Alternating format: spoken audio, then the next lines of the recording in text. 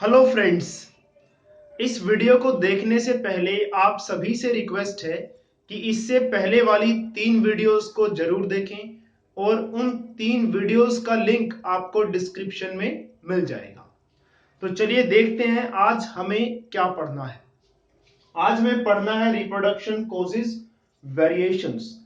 इससे पहले वाली वीडियो में हमने बात की थी कि रिप्रोडक्शन होने के लिए सबसे मेन इवेंट है डीएनए का कॉपी बनना। डीएनए कॉपिंग सबसे बेसिक इवेंट है रिप्रोडक्शन का। और साथ ही उसके बाद वाली वीडियो में हमने देखा था कि डीएनए कॉपिंग के साथ साथ एडिशनल सेल एपरेटस भी बनता है। आज हम उससे आगे कंटिन्यू करेंगे। तो यहां आपको दिख रहा होगा कि रिप्रोडक्शन कॉजेज वेरिएशंस ये लिखा हुआ है। इसका मतलब क्या हुआ कि रिप्रोडक्शन से वेरिएशंस होंगी। रिप्रोडक्शन आप समझ चुके होंगे अब तक कि रिप्रोडक्शन क्या होता है, और अगर नहीं पता तो एक बार फिर से रिक्वेस्ट करता हूं इससे पहले वाली वीडियोस को जरूर देखिएगा। तो रिप्रोडक्शन कॉजेज वेरिएशंस, रिप्रोडक्शन जैसा कि हमें पता है कि रिप्रोडक्शन में नए ऑर्गेनिजम्स बनते हैं।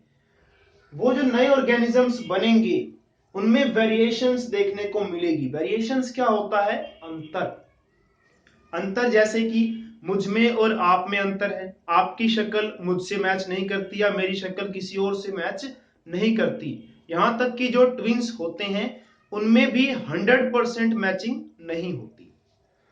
तो यहां लिखा हुआ है कि रिप्रोडक्शन की वजह से वेरिएशंस होते हैं, अंतर आते हैं। तो थोड़ा बहुत समझने के लिए आप ये समझिए कि जब भी कोई भी इंसान धरती पे जो भी है वो दूसरे से बिल्कुल अलग है। और वो इंसान कैसे बना? रिप्रोडक्शन से बना है।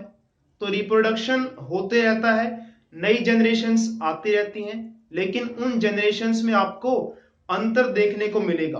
100% कोई भी किसी के आइडेंटिकल नहीं होता। ये सब क्यों होता है उसको चलिए हम छोटे से बेसिक लेवल पे समझते हैं।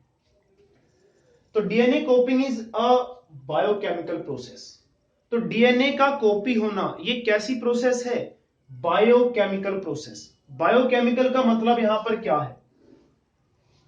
देखिए डीएनए कॉपिंग, डीएनए का कॉपी होना। तो डीएनए का कॉपी होने का मतलब क्या है? पहले एक डीएनए था, उसके बाद एक और डीएनए बन गया, ऐसा कैसा कॉपी हो गया इसका।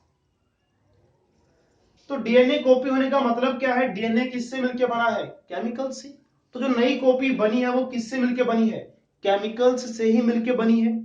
और ये प्रोसेस लिविंग थिंग्स के अंदर, लिविंग बींग्स के अंदर या सेल्स के अंदर हो रही है। सेल्स किस में आते हैं? लिविंग चीजों में ना। तो लिविंग यानी कि बायो। तो इसीलिए डीएनए कॉपिंग क्या है? एक बायो केमिकल प्रोसेस है। बायो मतलब लिविंग या फिर सेल्स के अंदर होती है ये। और केमिकल क्यों? क्योंकि डीएनए का नया डीएनए जो बन रहा है, तो नया डीएनए किससे बन रहा है? केमिकल से बन रहा है। तो इसमें केमिकल रिएक्शंस ही हो रही हैं। केमिकल रिएक्शंस हो के डीएनए की नई वाली कॉपी बन रही है। उसके बाद कहा गया है कि no biochemical reaction is absolutely reliable. तो डीएनए का कॉपी होना जो एब्सोल्युटली रिलायबल नहीं है, 100% रिलायबल नहीं है। इसका मतलब क्या है कि जो नई वाली कॉपी बनी है ना वो एग्जैक्टली 100% पहले वाले डीएनए की कॉपी जितनी या जैसी नहीं होगी। 99.99% सेम हो सकती है, लेकिन 100% सेम नहीं होगी। थोड़ा बहुत अलग जरूर होगी। क्यों होगी आप खुद ही सोचिए। ह्यूमंस की बात करते हैं, हमारा डीएनए करीब 2 मीटर के आसपास होता है। एग्जैक्ट तो मुझे नहीं पता, 2 मीटर मतलब 2 मीटर मान लेते हैं। 2 मीटर कितना होता है? ये देखिए, ये 1 मीटर है। तो ऐसे जब 2 बार करेंगे तो 2 मीटर के आसपास बनेगा। अब आप खुद ही सोचिए, डीएनए भाई इतना बड़ा है, इतना बड़ा भी नहीं, इससे डबल बार करेंगे तब जाके 2 मीटर बनेगा। और वो डीएनए रहता कहां पे? न्यूक्लियस में। और वो न्यूक्लियस तो आंख से दिखाई भी नहीं देता।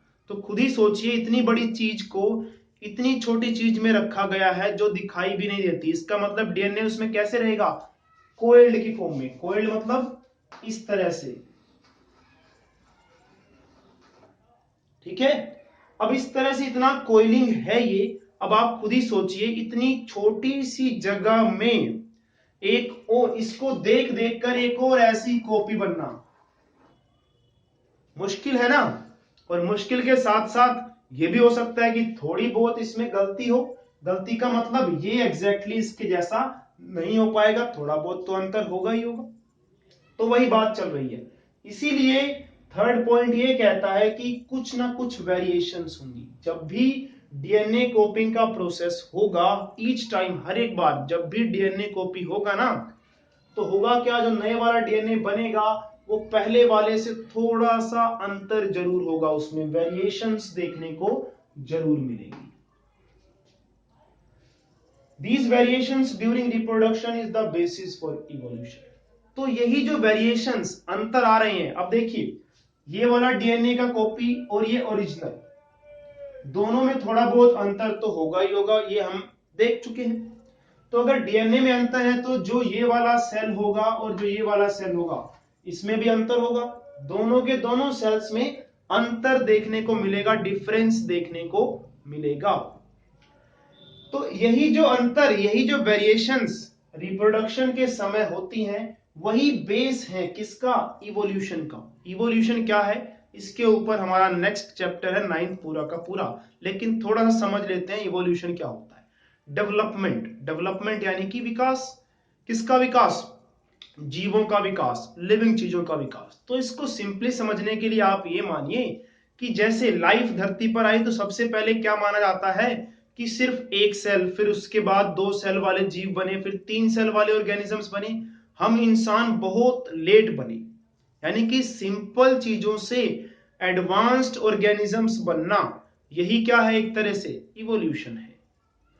तो इवोल्यूशन के बारे में डिटेल में चैप्टर 9 में पढ़ा जाएगा।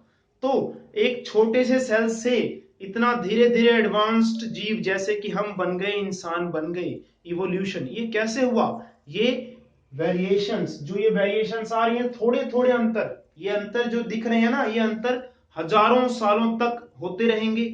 और इसके बाद क्या होगा, कुछ हजारों साल के बाद हमें नए जीव देखने को मिल सकते हैं। जैसे एग्जांपल, इससे ये बना, तो जब इससे ये बना तो इसमें कुछ अंतर है इसके मुकाबले में। इससे नया जीव बनेगा उसमें भी अंतर होंगे, इससे नया बनेगा उसमें भी अंतर होंगे, और उससे नया बनेगा तो उसमें भी अंतर होंगे।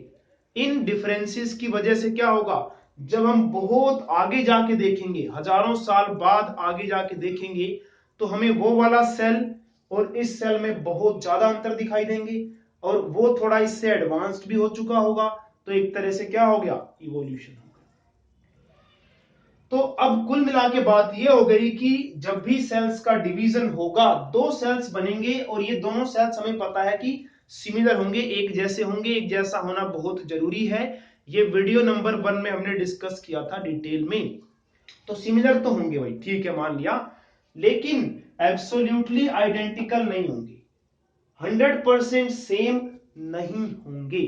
क्यों नहीं होंगे, वेरिएशंस आएंगी। वेरिएशंस क्यों आएंगी, क्योंकि जब भी डीएनए कॉपी होता है तो वो बायोकेमिकल प्रोसेस 100% रिलायबल नहीं है, इसलिए।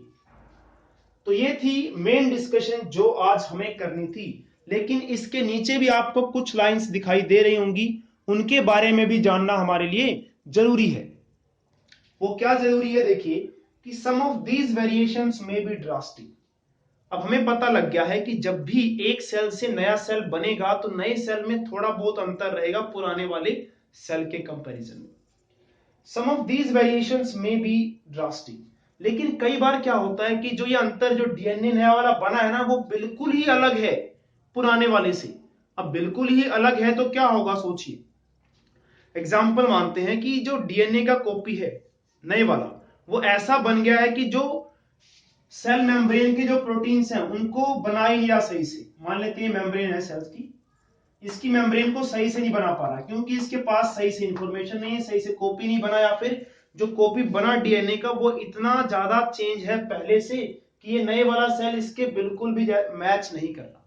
और अगर मैच नहीं कर रहा तो ये सेल तो आराम से इस एनवायरमेंट में जैसा भी है वहां सर्वाइव कर पा रहा है। जैसे एग्जांपल सोचिए आप ही, हम इंसान यहाँ सर्वाइव कर पा रहे हैं, हमारे 2 हाथ हैं, 2 पैर हैं, तो जैसा आसपास का एनवायरमेंट है उसके लिए हमारा शरीर पूरा सुटेबल है।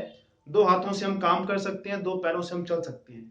लेकिन अगर हमारे डीएनए में बहुत सारे बदलाव आ जाएं, और बदलाव ऐसे आ जाएं जो कि ड्रास्टिक है, ड्रास्टिक मतलब एक तरह से वो बदलाव जो हमें नहीं चाहिए, मान लेते हैं हमारे डीएनए में ऐसा बदलाव आ गया कि हमारे हाथ ही नहीं बन रहे। तो जब हाथ ही नहीं बनेंगे तो सोचिए हमारा सर्वाइवल कितना मुश्किल हो जाएगा। और ड्रास्टिक का मतलब यहाँ पे ऐसे बदलाव जो बिल्कुल भी फेवरेबल नहीं है। मान लेते हैं कि हमारे जो डीएनए में बदलाव ऐसे आए कि हाथ भी नहीं बने, पैर भी नहीं बने, ब्रेन भी सही से डेवलप नहीं हुआ, तो सोचिए फिर उस इंसान का सरवाइव करना कितना मुश्किल हो जाएगा।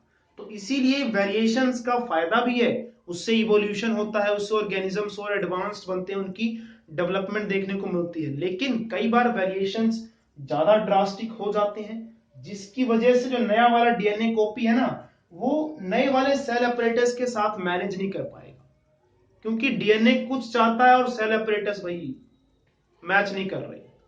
तो जिसकी वजह से वो सेल्स क्या हो जाएंगे, डाई हो जाएंगे, मर जाएंगे। तो ये था आज का डिस्कशन, जिसमें हमने देखा कि रिप्रोडक्शन की वजह से वेरिएशंस होती हैं। आगे हम बात करेंगे वेरिएशंस क्यों जरूरी भी हैं। तो वेरिएशंस बहुत ही इंपॉर्टेंट होती हैं, कितनी इंपॉर्टेंट है इसके बारे में हम नेक्स्ट वीडियो में बात करेंगे।